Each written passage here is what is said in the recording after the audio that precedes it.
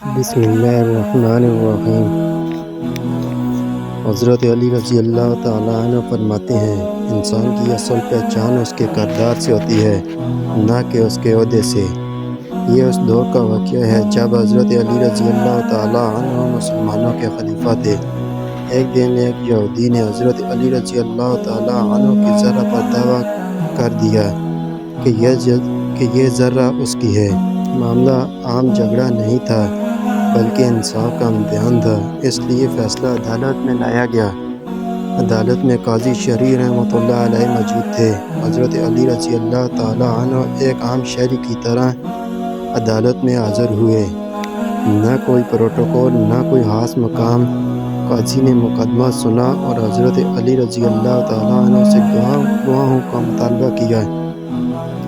حضرت علی رضی اللہ تعالیٰ عنہ نے اپنے بیٹے حضرت حسن رضی اللہ تعالیٰ عنہ کو گواہ پیش کیا، مگر قاضی نے اصول کے مطابق بیٹے کی گواہی قبول نہ کی۔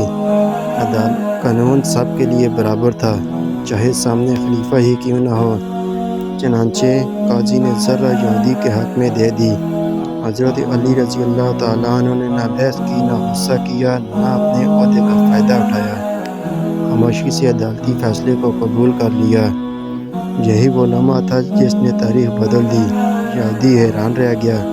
اس نے کہا، یہ کیسا دین ہے جس میں حاکم بھی عام آدمی کی طرح عدالت میں کھڑا ہوتا ہے؟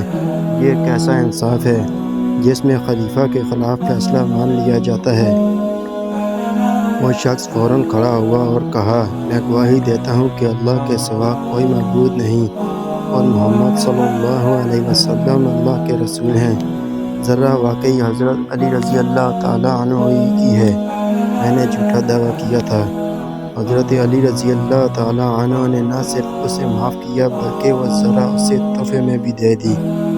یہ ہے اصل عظمت، یہ ہے اصل طاقت، یہ ہے اصل کامیابی۔